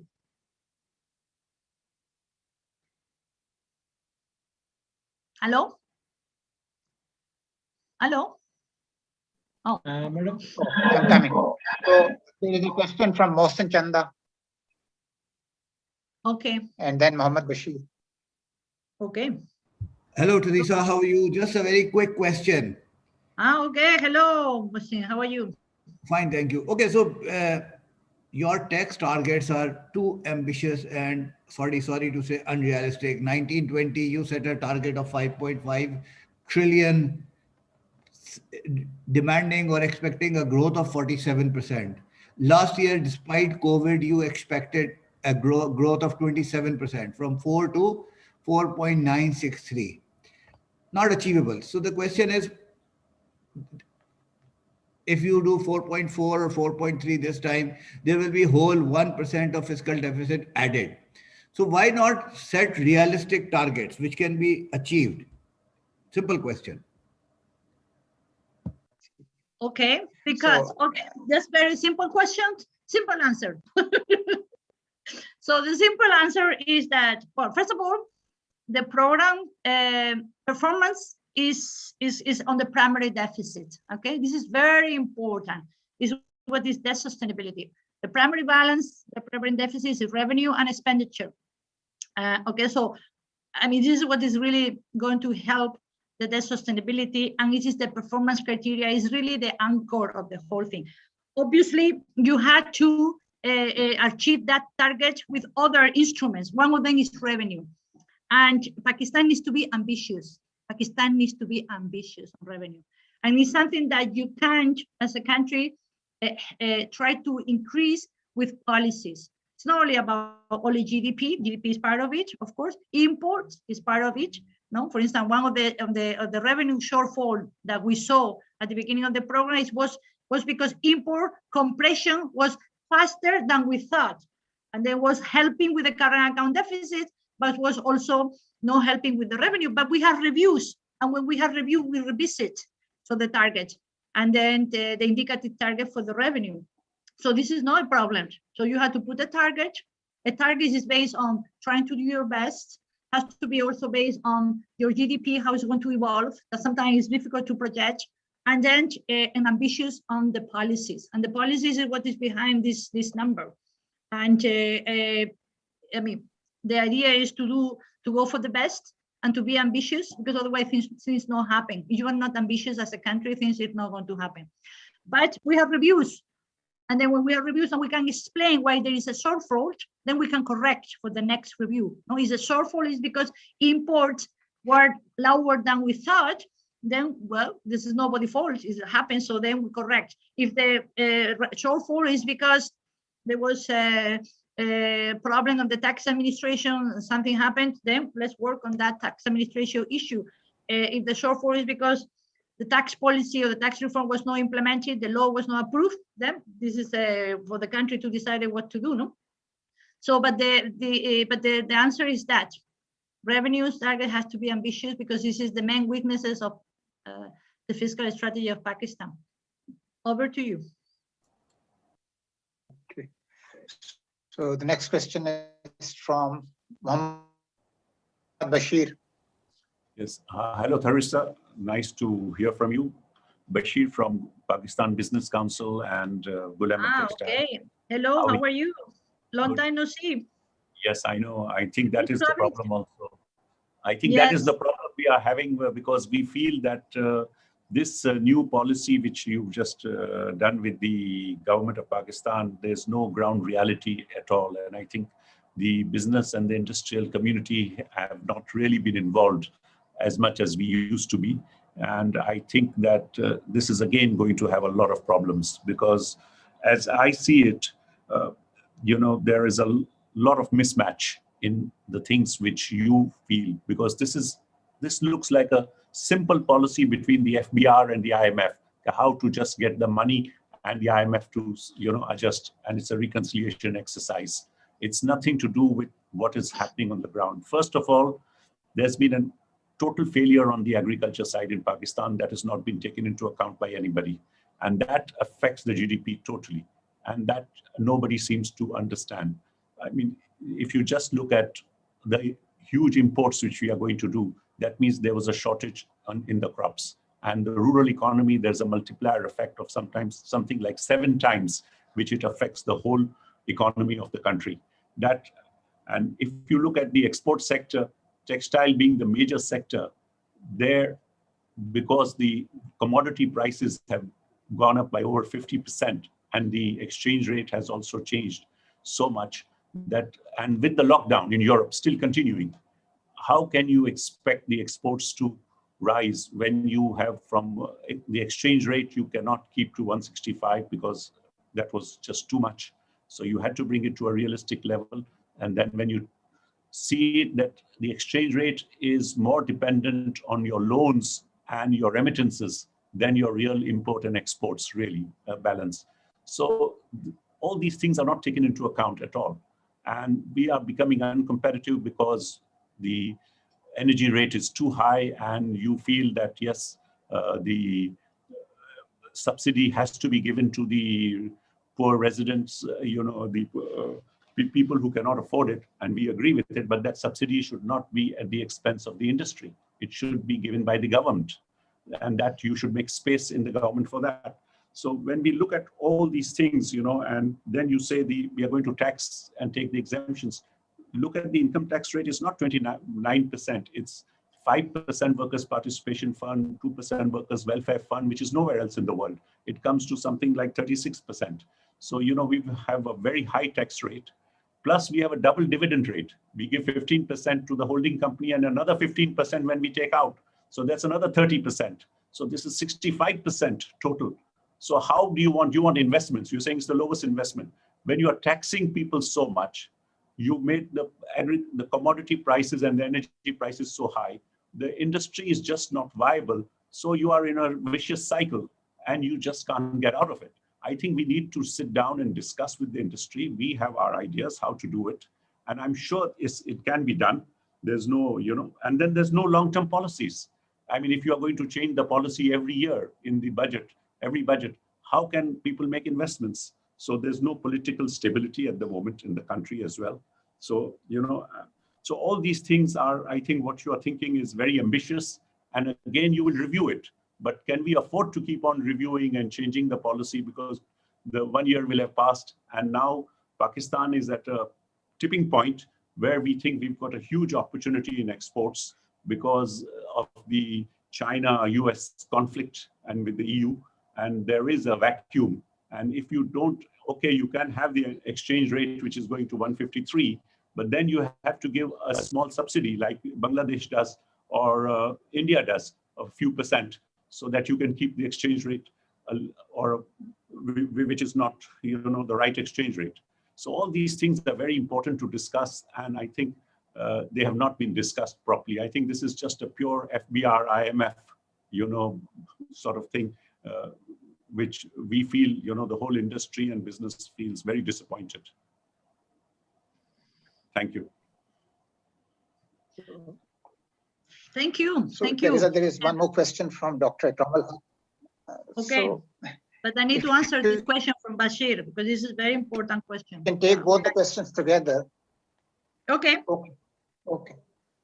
So go ahead. Good afternoon, Teresa. It was a very healthy sort of interaction where we can frankly discuss all the things.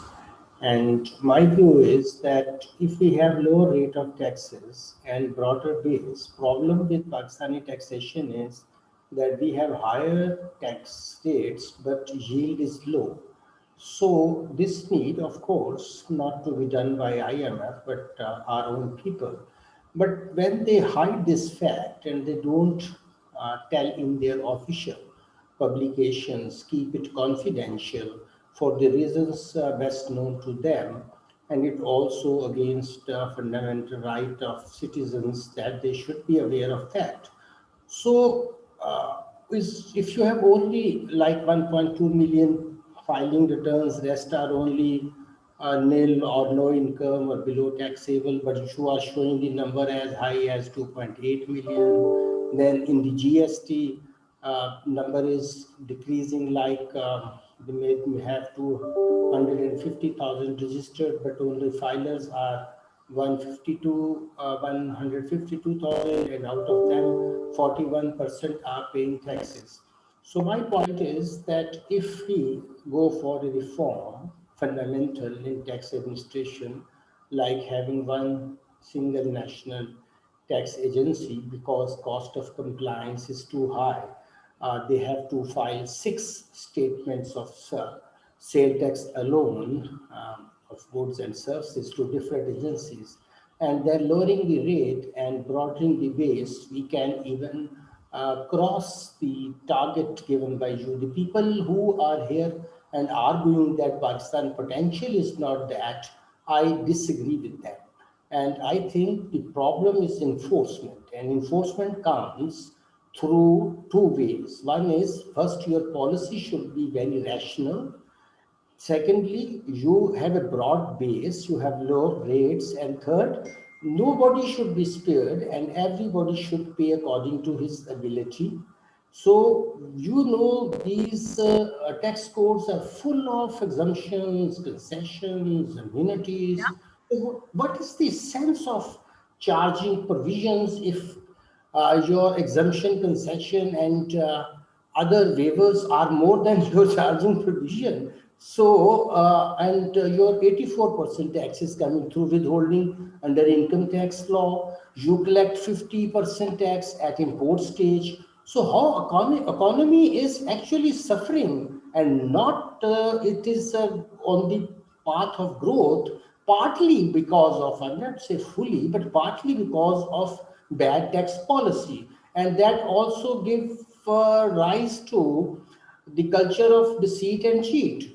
Because when you ask a person to pay me 55% taxes at import stage and he has yet not started his business, he has either capital goods he has imported and he has yet to establish, or this is a raw material he will have to process, but you want tax before transaction, you want income tax before actual income is computed. So I fully agree that there is need to change this very outdated, outmoded and non-productive tax system. Let all the citizens feel proud of paying their taxes as a civil liability according to their ability, and hopefully I am sure that Pakistan has a great potential to come out of all kind of things we are. For example, somebody is saying agriculture, but have there's any study that how much input tax is on their pesticides, on their seeds and other things. So tax is so fragmented, also it is irrational, and if we correct our tax system as well as if we reduce our unproductive expenses, there is perhaps no need for us to come to you again, because it is after all a 22nd program and we should be thinking introspectively more rather than outside. Thank you very much. This is my comment. Yeah, we can do follow up. We can do follow up bilaterally. I mean, on these matters with some of the people that are in the seminar. We know each other. We can do bilateral and available. We can do a WebEx call and continue discussing about these issues that are so important.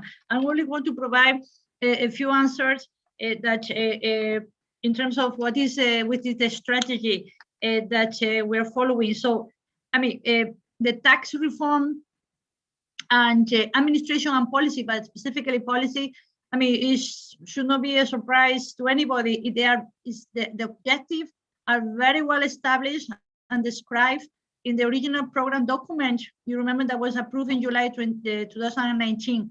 What is happening now is only the implementation of that intention was in the first letter of intent of the government of Pakistan, improving the tax system holistically, but the program has to be done piece by piece. And unfortunately, we had to delay the whole thing a little bit because of COVID. But the idea is to broaden the tax base, to make more people to contribute, and to eliminate the withholding taxes that are so distortionary, to make a better corporate income tax, personal income tax with more contributor, more filers, more progressivity. I mean, the objectives are there and the strategy was there, very well defined.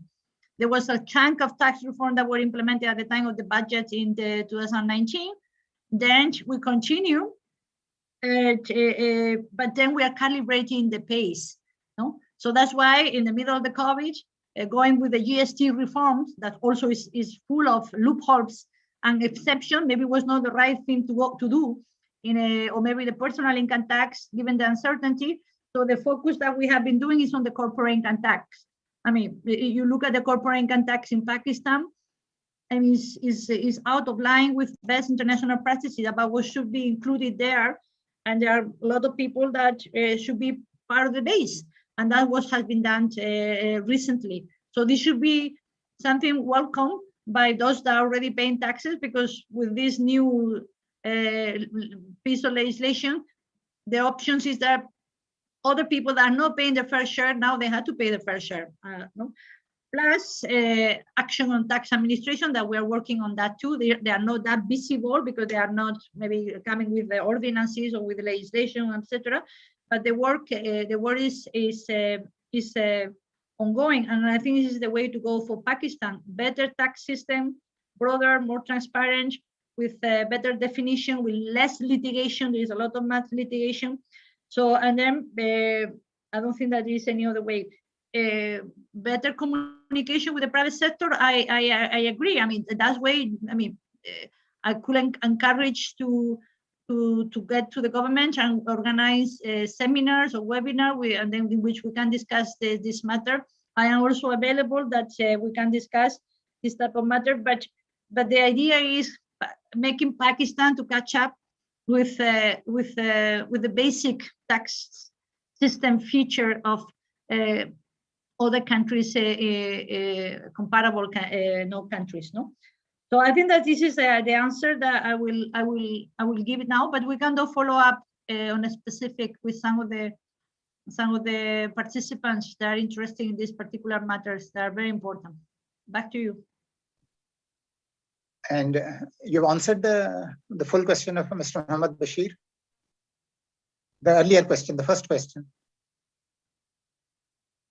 Yeah, no, his question is about the tax reform, and then the question is that, yeah, the tax reform is about increasing the base, and that should not be a surprise. I mean, it's not a deal between FBR and IMF. I mean, that's, I understand that it's complicated to see, but it's part of the program design. It was there. I mean, it's happening because it was announced, and it's part of the letter of intent of the government of Pakistan in the program. But more communication, we could have done that, and we are, I mean, definitely willing to do that. It's part of the outreach. Yeah. Okay. So yeah. I think he also mentioned issues about agriculture, but we don't know anything about agriculture. We cannot help there. But it's really a potential for Pakistan, should be promoted, definitely. Yes. So as there are no more hands raised, I will take the opportunity as we have some time. You said you have to go by 1. So we have around 11 minutes. So I will take the opportunity to ask 2 questions. One is about independence of State Bank.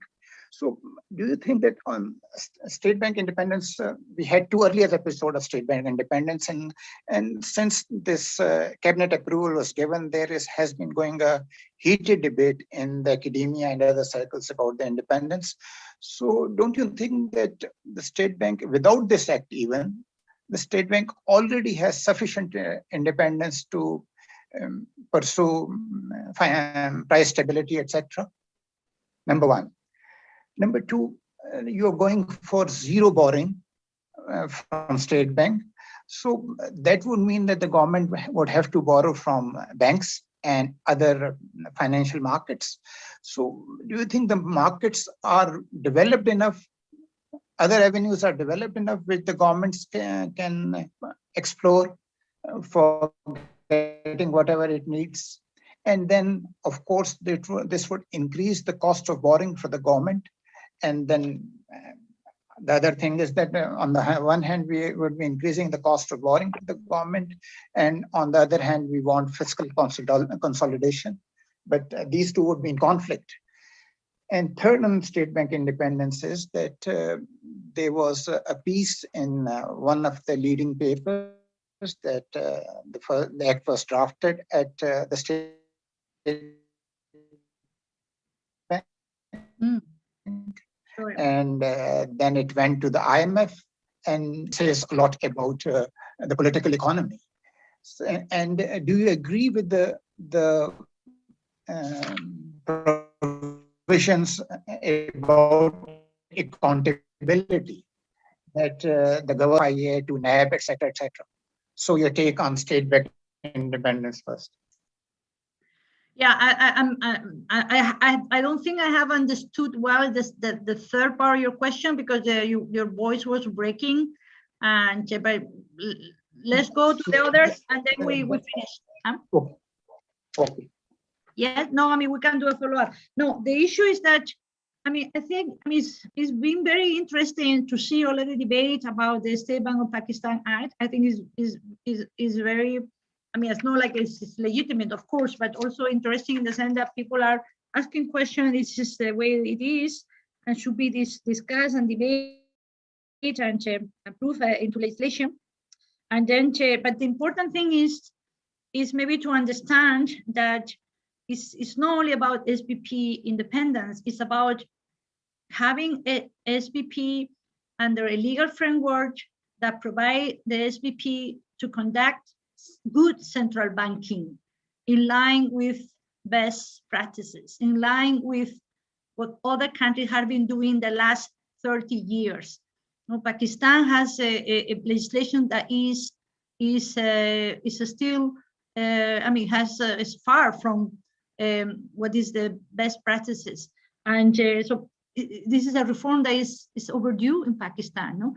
I mean, we have been advising for the State Bank of Pakistan to have this new legal framework. I mean, these amendments, no, because it's only amendments to the legislation. It's not like a new completely, but it's about providing clarity about what are the rules and the governance and the communications and interaction with the government, how the State Bank of Pakistan is going to operate, and to limit the political interference in certain conditions, to make sure that there is the monetary policy of the chain rate policy is what is the most convenient for the macro situation of the country in that particular time. Having this type of a strong rule-based central banks has been proof that is a pillar of macroeconomic stability all over the world. No? Thanks that we have now very strong, independent, and credible central banks, we are navigating internationally this crisis in a better way. No, I mean, starting from the European Central Bank or others in emerging markets, they are dealing with this situation. No, in Latin America as well. No, so there's no question to me that Pakistan needs to move toward this new rule-based legal framework, well-designed legislation that is more than only independence. It's also accountability. They had to explain what they are doing, why, when the deviation and etc. So is as I say, and it's aligned with best international practices. So basic best international practices. So this is very good. I think that Pakistan is moving in that direction. And then one of the reforms is the borrowing from the central bank. We have also empirical evidence that show that when countries borrow in normal times, no, from the central bank, is inflationary, and also is eroding the depth of the debt market. And this is a problem in Pakistan, no, but in many other countries, no. So the thinking that borrowing from the central bank has no cost is not true. I mean, this is that is also interesting. There are many costs. They are coming, first of all, for the lack of fiscal discipline, because if you borrowing from the central bank, then there is less flexibility, less discipline. Second, the debt market is underdeveloped and no longer maturity, no many instruments, no a very well developed yield curve. And this is a problem. And now the Ministry of Finance and the Debt Office are working on rebuilding that market, and I think it's in the right thing. And so I mean, is Pakistan is just catching up with these best practices, and it's very important to understand that the idea of borrowing from the central bank has a cost. It's not free lunch. No, this is very, very important, and based on a strong empirical evidence, no, as well, no. So I think I can share actually literature with that. If everybody want to read about that, there's a lot of the fund has produced a lot of analytical work on this area. Just if people want to read about that, because I think it's important to understand this matter properly. Yeah. And then at the end you asked something at the end of your question, but I couldn't understand well. I'm coming to it. So the first thing that as a supplement that I want to ask is, wouldn't it be good that go for it in a phased manner? Let's instead of going for a zero borrowing, let's fix some threshold. And by the time the financial markets are developed enough to lend to the government, then perhaps we can go for the zero borrowing. Yeah, well, this is something that, yeah, no, I understand. I understand the question. I mean, I mean, it's very difficult to answer this question. The experts that are, and we have been consulting a lot of experts at funds, they're advising this type of transitions. The transitions is better front-loaded, specifically because Pakistan, the government of Pakistan has been borrowing from the central bank a lot in the past. So there's a huge stock already of because the borrowing is in the balance sheet of the State Bank of Pakistan. So there is a lot of legacy, I would say, no. So in that sense, how is your legacy? What happened in the past? What is also affecting how things should be done, you know? And the experts in this case, they advise a front-loading approach and working in developing the debt market in Pakistan and the capital markets, because this is the other thing that is very important to understand, that the debt market is not only for banks to have a business, it's also developing instruments that are the saving of the population. No, in many countries, consumer or middle class, they save on instruments, on bonds issued by the government or issued by corporations. There's a need to develop these capital markets and debt market in Pakistan to provide long-term saving options for the population. And the only way to go is to stop that. Yeah, sorry. Okay, Teresa, the Act has some provisions about accountability.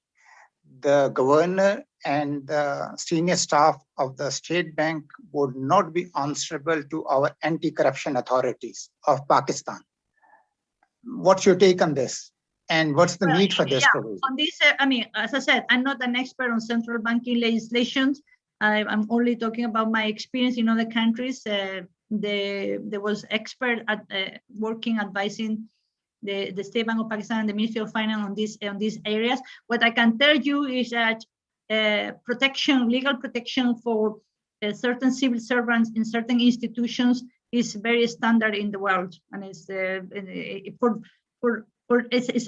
limited to certain specific actions and in certain circumstances. I can share with you also analytical work that have been put by the fund, cross-country comparisons, in which you can see that this is kind of a standard, is in line with best international practices.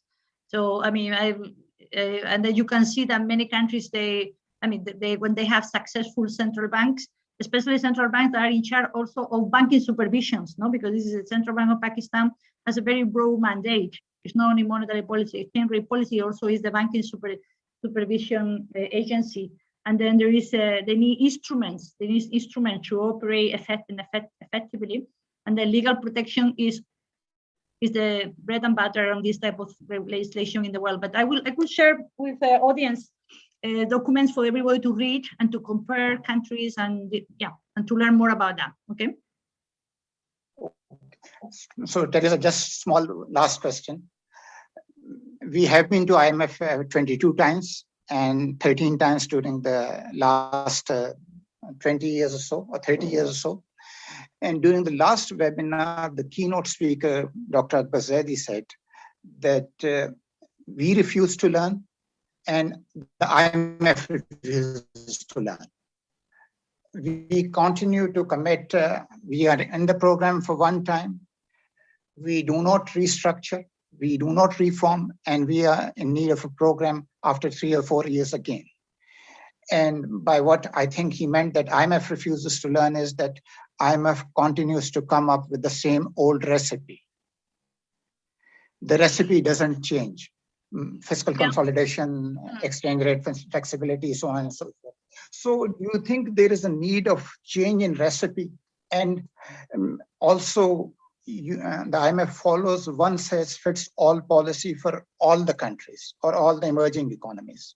Do you think that there has to be specific circumstances have to be considered to devise a program?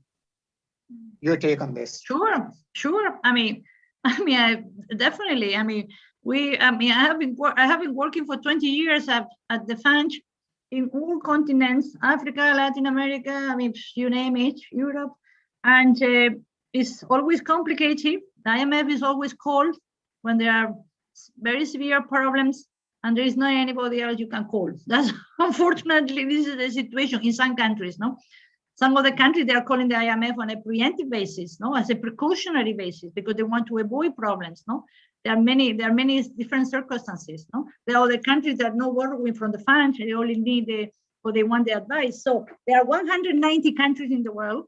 So, and then the relationship with them is very different, no. Now because of COVID, it's very intense all over the world. And I think the fund has shown enormous flexibility in understanding the new situation, in incorporating it into the the policy tool and in providing a lot of extra support, financial support. That's for sure. I mean, the case of Pakistan is much more complex in the sense that the problems are. I mean, sometimes they are originated because of a shock that is coming from outside. The oil prices goes up or whatever. But in many cases are the result of institutions that are not working properly, unfortunately. From your central bank, from your regulators, for the tax administration, because the tax system has a lot of loopholes and exception and privilege, because you don't have a strong social safety net yet, although it's in the making. So these are the reasons why the Pakistan is having trouble. So you have to go to the source of the problem to make sure that the country is better prepared and resilient for the next round. And power sector is, I mean, the power sector is something very specific to Pakistan, as I explained, and then the need to reform it has to be part of the all the time of the policy tool, unfortunately, and it's complicated, required very hard choices and decisions.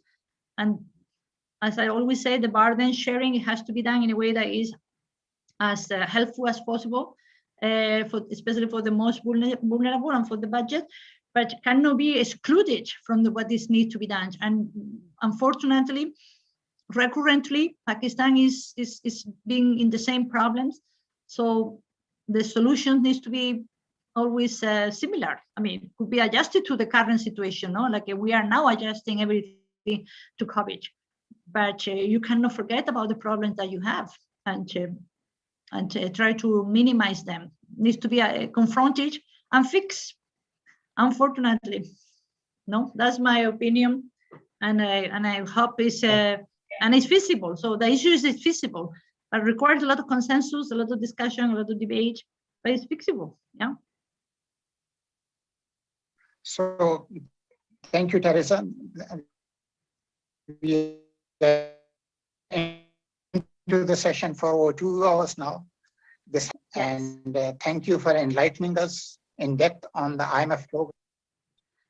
We hope to have such interactions in future and to interact with IMF at a level. Yes. Thank you for being here. No, thank you to you, because I also learned a lot. Thank you. I learned a lot about the concern of the different people and the questions and all of the are very legitimate, and it's a learning experience for me personally, but for us, for my team, because this is helping us also to understand the ground reality and improving the way we work with Pakistan. Thank you very much. Thank you. We hope to be interacting in person very soon. Bye-bye. Sure. Hopefully. Bye-bye. Thank you, folks. Bye-bye.